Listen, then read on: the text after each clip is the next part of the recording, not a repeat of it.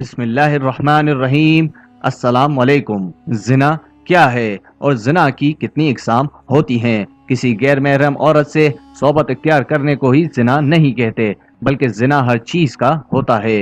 اگر آپ کسی کو دیکھ کے اس کے بارے میں برا سوچیں تو دماغ کا زنا ہوتا ہے، بری نظر سے دیکھیں تو آنکھوں کا۔ آج کل رمضان میں لوگوں کا ہجوم باہر نکلتا ہے جس میں کثیر تعداد عورتوں کی ہوتی ہے، اور پھر اس معاشرے میں بازاروں میں غیر مردوں کا عورتوں کو ہاتھ لگانا ہاتھوں کا زنا ہے۔ زنا کرنے والے کا انجام اللہ اور اس کے رسول صلی اللہ علیہ وسلم نے کیا بیان فرمایا ہے، آئیں آپ کو قرآن و حدیث کی روشنی میں کچھ وضاحت کرتے ہیں۔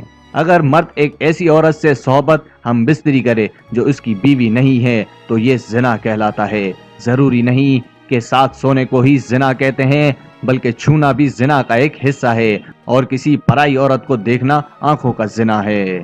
زنا کو اسلام میں ایک بہت بڑا گناہ مانا گیا ہے، اور اسلام نے ایسا کرنے والوں کی سزا دنیا میں ہی رکھی ہے، اور مرنے کے بعد اللہ اس کی سخت سزا دے گا۔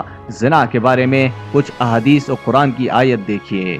حضرت محمد صلی اللہ علیہ وسلم نے فرمایا، مومن مسلم تو کوئی زنا کر ہی نہیں سکتا۔ اللہ تعالیٰ قرآن میں فرماتا ہے، اور دیکھو زنا کے قریب بھی نہ جانا، وہ بے حیائی ہے اور بری راہ ہے۔ زنا کی سزا اور اس کا عذاب کیا ہے؟ اگر زنا کرنے والا شادی شدہ ہو تو کھلے میدان میں پتھر مار مار کر مار ڈالا جائے، اور اگر کنوارے ہو تو 100 کوڑے مارے جائیں۔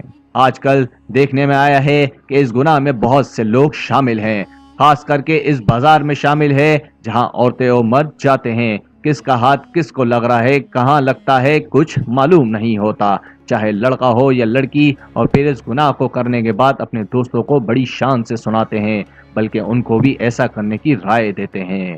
اگر کوئی کنوارا لڑکا یا لڑکی کوئی غلط کام کرتا ہے تو اس کا گناہ اس کے ماں باپ کو بھی ملتا ہے، کیونکہ انہوں نے ان کی جلد شادی نہیں کی، جس کی وجہ سے وہ غلط کام کرنے لگے۔ اور ایک جگہ اللہ نے قرآن میں فرمایا کہ پاک دامن لڑکیاں پاک دامن لڑکوں کے لیے ہیں۔ اس کا مطلب یہ ہے کہ اگر آپ اچھے ہیں تو اللہ آپ کو بھی اچھی بیوی، اور خراب ہیں تو سمجھ لیجئے جو بھی غلط کام کرتا ہے اس کی قیمت اس کے بچوں، ماں یا بہن کو اس دنیا میں ہی ادا کرنی پڑتی ہے۔ امام شافعی رحمۃ اللہ کہتے ہیں کہ زنا ایک قرض ہے، اگر تو یہ قرض لے گا تو تیرے گھر سے یعنی تیری بہن بیٹی سے وصول کیا جائے گا۔ دوستو، اس کبیرہ گناہ کی اور بھی سزائیں ہیں۔ سب کے گھر میں بہن، بیٹی، ماں ہیں، اگر آپ دوسرے کی طرف تاک جھانک کرو گے تو آپ کا گھر بھی محفوظ نہیں رہے گا۔ اللہ ہم سب کو اس بڑے گناہ سے بچائے۔